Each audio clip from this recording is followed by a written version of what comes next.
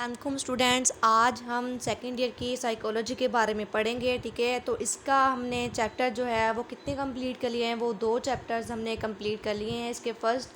ٹھیک ہے، تو آج جو ہے وہ ہم اس کا تھرڈ چیپٹر سٹارٹ کرنے جا رہے ہیں جس کا نام ہے صحت کی نفسیات. تو اس کی پہلے ہم تعریف پڑھتے ہیں کہ صحت سے کیا مراد ہے. صحت سے مراد ہے جسم اور ذہن کی عمومی پختگی اور مضبوطی ہے. ٹھیک ہے، صحت سے مراد ہے خوشگوار کیفیت میں رہنا اور بیمار نہ ہونا. ٹھیک ہے، تو گویا بیماری کی عدم موجودگی کا نام ہے صحت. صحت سے مراد جسمانی، سماجی اور نفسیاتی عافیت ہے. صحت مند لوگ بیماریوں سے محفوظ ہوتے ہیں، لیکن محض بیماریوں سے بچنا صحت نہیں ہوتا. تو صحت کی تعریف میں ہمیں کیا پتہ چلتا ہے؟ تو انہوں نے کیا بتایا ہوا ہے کہ صحت جو ہے یہ ایک ایسا لفظ ہے، ٹھیک ہے، جس میں ہمارے جسم اور ذہن کی مضبوطی اور پختگی ہونے کے ساتھ ساتھ تندرست ہونا بھی ضروری ہے. ٹھیک ہے، تو اگر ہمارا جسم تندرست ہے، ذہن ہمارا ٹھیک نہیں چل رہا، تو ہمارے جسم اور ذہن کی جو عمومی پختگی اور مضبوطی حالت ہے، ٹھیک ہے، اسے صحت کا نام دیا جاتا ہے.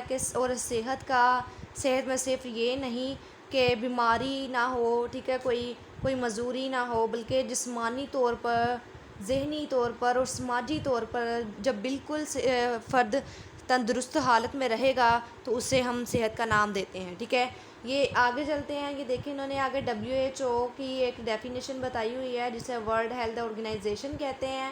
ٹھیک ہے، تو انہوں نے 1948 میں صحت کی تعریف بیان کی تھی. یہ آپ لوگوں کو MCQs بھی آ سکتا ہے، تو آپ لوگ یہ والی ڈیفینیشن بھی یاد کر سکتے ہیں. ٹھیک ہے، تو انہوں نے کیا بتایا ہوا ہے؟ صحت سے مراد محض عدم بیماری یا عدم معذوری نہیں، بلکہ جسمانی، ذہنی اور سماجی حوالے سے بالکل درست حالت میں رہنے کا نام صحت ہے.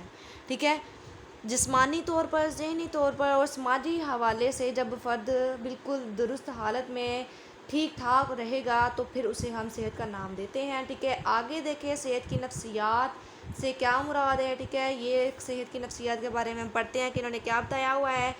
صحت بیماری اور حفظان صحت سے متعلقہ کرداری اور نفسیاتی وظائف کا مطالعہ نفسیات صحت کہلاتا ہے. ٹھیک ہے، یہ آپ لوگ اتنی ڈیفینیشن کریں گے یہاں سے یہاں تک صحت کی. تو آگے یہ دیکھیں صحت کی نفسیات کے بارے میں ایک اور ڈیفینیشن ہے جو کہ ٹیلر نے بیان کی ہے 1991 میں، انہوں نے بیان کی ہے. تو یہ دیکھیں انہوں نے کیا کہا ہے کہ یہ نفسیات کا ایسا شعبہ ہے جو لوگوں کی صحت پر پڑنے والے نفسیاتی اثرات کا جائزہ لیتا ہے. ٹھیک ہے، جو ہماری صحت، جو نفسیاتی مریض ہوتے ہیں ان کی صحت پر جو اثرات مرتب ہوتے ہیں، ٹھیک ہے، ان کے بارے میں جاننا. پھر یہ اس میں یہ جاننے کی کوشش کی جاتی ہے کہ لوگ کیسے صحت مند رہ سکتے ہیں، وہ کیوں بیمار ہوتے ہیں، جب بیمار ہوتے ہیں تو ان کا رد عمل کیا ہوتا ہے.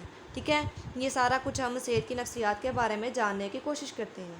یہ صحت کی نفسیات کی ڈیفینیشن ہے، یہ آپ لوگ یہاں سے یہاں تک کریں گے. ٹھیک ہے، ایک ڈیفینیشن ہی کر لیں، ضروری نہیں ہے کہ آپ لوگ ایک ہی ٹاپک کے حوالے سے جتنے ہی سائنٹسٹ نے اپنی اپنی ڈیفینیشن بتائی ہے اس ٹاپک کے حوالے سے تو ساری کریں. ٹھیک ہے، اگر آپ کرنا چاہیں تو کر سکتے ہیں، ایک بار ریڈ کر سکتے ہیں، لیکن ایک ڈیفینیشن تو آپ کو اچھے سے آنی چاہیے.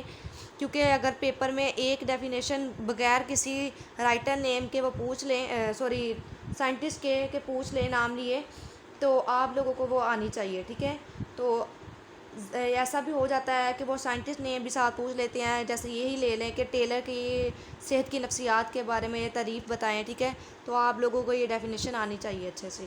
تو آگے دیکھیں اس سے اگلا ٹاپک کیا ہے، وہ ہے مطابقت. مطابقت کسے کہتے ہیں؟ مطابقت جو ہے یہ ماحول کے ساتھ اپنی مطابقت، اپنے تعلقات قائم کرنے کو مطابقت کہتے ہیں. ٹھیک ہے، ماحول کے ساتھ گل مل جانا، جیسا ماحول ہو ویسا ہو جانا. ٹھیک ہے، یا تو جس ماحول میں انسان رہتا ہے وہاں کے ماحول کے ساتھ عادی ہوا ہوتا ہے، لیکن جیسے ہی وہ ماحول چینج کرتا ہے، مطلب جیسے ہی وہ جگہ کسی چیز کو چینج کرتا ہے، وہاں کا ماحول جو ہے وہاں کے مطابق رہنے کی کوشش کرتا ہے، تو اسے کہتے ہیں مطابقت. ٹھیک ہے، ذہنی اور جسمانی صحت کی طے میں اصل چیز جو ہے وہ مطابقت ہی ہوتی ہے. مطابقت کا تعلق اگر ایک طرف فرد اور اس کی ضروریات سے ہے تو دوسری طرف ماحول سے بھی ہے. ذہنی اور جسمانی صحت کے حوالے سے مطابقت کا تصور بہت پرانا ہے. ٹھیک ہے، مطابقت کے بارے میں نے آپ لوگوں کو بتایا ہوا ہے کہ یہ کیا چیز ہوتی ہے. آگے انہوں نے بتایا ہوا ہے کہ ڈارون جو ہے ڈارون جو ہے انہوں نے جو شرح آفاق کا نظریہ ارتقا پیش کیا تھا، اس کی بنیاد بھی اصول مطابقت ہی ہے، ٹھیک ہے. اور ان کا کہنا ہے کہ جاندار شے کی زندگی اور بقا ماحول سے مطابقت پر موقف ہے، ٹھیک ہے. عدم مطابقت کی صورت میں وہ جاندار یا اس کی پوری نسل نابود ہو جائے گی. نابود کہتے ہیں نسلوں کا خاتمہ ہو جانا، نسل ختم ہو جانا، ٹھیک ہے. تو ماحول سے مطابقت، ان کا کہنا ہے کہ فرد ماحول سے مطابقت حاصل کرنے کے لیے جدوجہد میں لگا رہتا ہے، جدوجہد کرتا ہے، کوشش کرتا ہے، ٹھیک ہے. تو یہ کوشش بھی یہ جدوجہد بھی ماحول سے مطابقت حاصل کرنے کے لیے ہی کی جاتی ہے، ٹھیک ہے. ماحول سے مطابقت پیدا کرنے کے لیے ماحول کو تبدیل کر کے اپنی مرضی کے مطابق ڈالا جاتا ہے، ٹھیک ہے. جب کسی ماحول میں ہم رہ رہے ہوتے ہیں تو اس ماحول کو چینج کر کے ہم اس ماحول کو اپنی مرضی کے مطابق ڈال لیتے ہیں، یا پھر ہم اپنے آپ میں چینجنگ لا کے، ٹھیک ہے، اس ماحول اپنے آپ کو ماحول کے مطابق ڈال لیتے ہیں. اسے ہم کہتے ہیں مطابقت. تو آگے دیکھیں، یہ دیکھیں انہوں نے وڈ وورتھ کے مطابق ماحول سے نمٹنے کی 3 صورتیں بتائی ہیں. وہ کون کون سی ہے؟ ماحول سے اتفاق کرنا، ماحول کا مقابلہ کرنا اور ماحول سے فائدہ اٹھانا. یہ دیکھیں نمبر 1، نمبر 2 اور یہ دیکھیں نمبر 3، ٹھیک ہے. یہ 3 ہے. اس میں کیا بتایا ہوا ہے؟ اس کا مطلب ماحول سے اتفاق کرنا، اس کا مطلب ہے کہ ماحولی عناصر کو تسلیم کر کے اس میں شرکت کی جائے. قواعد و ضوابط کی پابندی کرنا، افسر کی اطاعت کرنا ماحول سے اتفاق کرنا کے مترادف ہے، ٹھیک ہے. تو اس میں یعنی کہ ہم اپنے ماحول کے جو قواعد ہوتے ہیں، ٹھیک ہے، ان کو پورا کرتے ہیں، افسر کی اطاعت کرتے ہیں، ٹھیک ہے. یہ سارا جو ہے اپنے ماحول سے اتفاق کرنے میں پایا جاتا ہے. آگے ہے ماحول کا مقابلہ کرنا. اس میں کیا ہوتا ہے کہ ماحول کو بدل دینا، ٹھیک ہے. جیسا ماحول ہو ویسا کام نہیں کرنا، بلکہ اس کے الٹ کام کرنے کی کوشش کرنا. جیسا کہ قانون جو ہے یہ ایک پابندی ہے، ٹھیک ہے. قانون کی پابندی کرنا ہمارے لیے فرض ہے. تو قانون کو جب جو لوگ قانون کو پھر توڑتے ہیں، قواعد کی پرواہ نہیں کرتے یا کالج ڈسپلن کی خلاف ورزی کرتے ہیں، وہ ماحول سے متفق نہیں ہوتے. ایسے لوگ ماحول کو بدلنے کی صحیح میں شریک ہوتے ہیں، ٹھیک ہے. تو یہ تھا کہ ماحول کا مقابلہ کرنا یعنی کہ قانون توڑنا، قواعد کی پرواہ نہ کرنا، ٹھیک ہے، اپنی مرضی چلانا، بالکل بھی جو اصول ہے ان کی پابندی نہ کرنا. ماحول سے فائدہ اٹھانا کیسے اٹھایا جاتا ہے کہ جب ضرورت ہو، کسی سے کام لینا ہو تو پھر میٹھا بننا یعنی کہ، ٹھیک ہے. تو کیسے کہ ضرورت پڑنے پر ہمیں گدھے کو بھی باپ بنانا پڑتا ہے. یہ ایک مشہور ضرب المثل ہے جو کہ بتائی جاتی ہے کہ جب کسی کو کام لینا ہو کسی سے تو اس کی ہم تعریف کرتے ہیں، ٹھیک ہے. تو تعریف کرنے کے بعد چاہے وہ پھر ہمیں اچھا لگے یا نہ لگے تو اسے کہتے ہیں کہ پھر ضرورت پڑنے پر ہمیں گدھے کو بھی باپ بنانا پڑتا ہے، ٹھیک ہے. یہ 3 طریقے تھے وڈ وورتھ کے مطابق بتائے ہوئے. 3 صورتیں تھیں: ماحول سے اتفاق کرنا، مقابلہ کرنا اور فائدہ اٹھانا، ٹھیک ہے، جو میں نے آپ لوگوں کو اچھے سے سمجھا دی ہے. اب اس سے اگلا ٹاپک ہے وہ ہے نفسیات صحت کے مقاصد کتنے ہیں. یہ دیکھیں، صحت کا قیام اور فروغ. دوسرا ہے مقصد اس کا بیماریوں سے بچاؤ اور ان کی روک تھام. پھر ہے صحت سے متعلقہ معلومات کا فروغ. پھر ہے حفاظتی تدابیر، ٹھیک ہے. یہ دیکھیں یہاں تک اس کے مقاصد ہیں. تو صحت کا قیام اور فروغ، اس میں کیا بتایا جاتا ہے؟ یعنی کہ صحت کو قائم کرنا اور مشہور کرنا. صحت کی نفسیات کے جو ماہرین ہیں یہ واضح کرتے ہیں کہ زندگی گزارنے کے لیے ہمیں کون کون سے طریقے اختیار کرنے چاہیے، ٹھیک ہے، تاکہ ہم صحت مندانہ زندگی گزار سکیں، ٹھیک ہے. اس مقصد کے لیے پھر ماہرین جو ہے وہ کیا کیا طریقے بتاتے ہیں کہ ورزش کی جائے، متوازن خوراک لی جائے، اچھی خوراک لی جائے، ٹھیک ہے. پھر دانتوں کی باقاعدہ صفائی کی جائے، باقاعدہ طبی معائنہ کیا جائے، یعنی کہ ڈاکٹر سے اپنا معائنہ کروانا، چیک اپ کروانا، ٹھیک ہے. اور بچوں کی حفاظتی ٹیکے لگوانا صحت کے قیام کے ضمن میں آتے ہیں، ٹھیک ہے.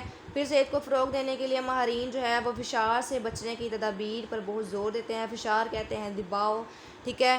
تو دباؤ سے بچنے کے لیے، فشار سے بچنے کے لیے تدابیر دیتے ہیں، مشورے دیتے ہیں، کیونکہ فشار صحت مند کردار کی راہ میں رکاوٹ کا باعث بنتا ہے، ٹھیک ہے. فشار ایک ایسی چیز ہے جو کہ صحت مند کردار کی راہ میں رکاوٹ بن جاتا ہے، ٹھیک ہے.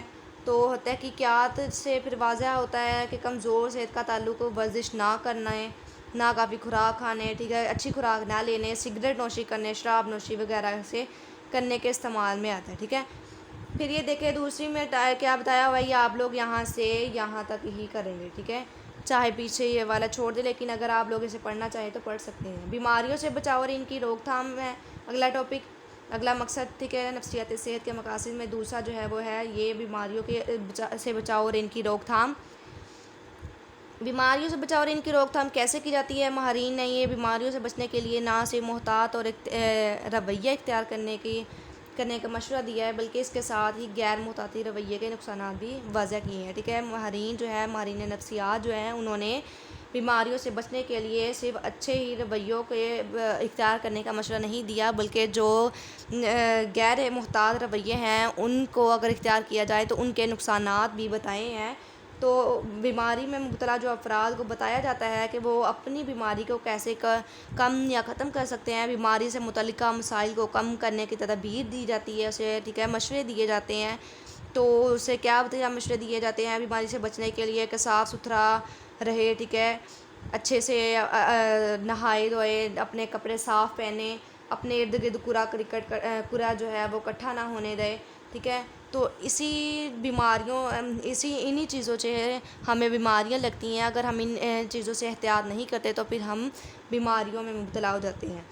آگے ہے صحت سے متعلقہ معلومات کا فروغ۔ صحت کے ماہرین ایسے طریقے متعارف کرواتے ہیں جو صحت مند زندگی کے لیے ضروری ہیں اور بیماری کے خطرات سے محفوظ رکھتے ہیں، ٹھیک ہے۔ انہوں نے مختلف ذرائع سے صحت سے متعلقہ معلومات لوگوں تک پہنچانے کی کوشش کی ہے۔ کیسے کوشش کی ہے؟ مثلاً ذرائع ابلاغ ہو گئے، ٹھیک ہے، ان کے ذرائع ابلاغ جو ہوتے ہیں ان میں جیسے پروگرام ٹی وی ہو گیا، ٹی وی میں بھی بتائے جاتے ہیں کہ کن تدابیر اچھے سے بتائی جاتی ہے، مشورے دیے جاتے ہیں کہ بیماریوں سے بچنے کے لیے آپ لوگ ان طریقوں کو اختیار کریں، صفائی کو اپنائیں، ٹھیک ہے۔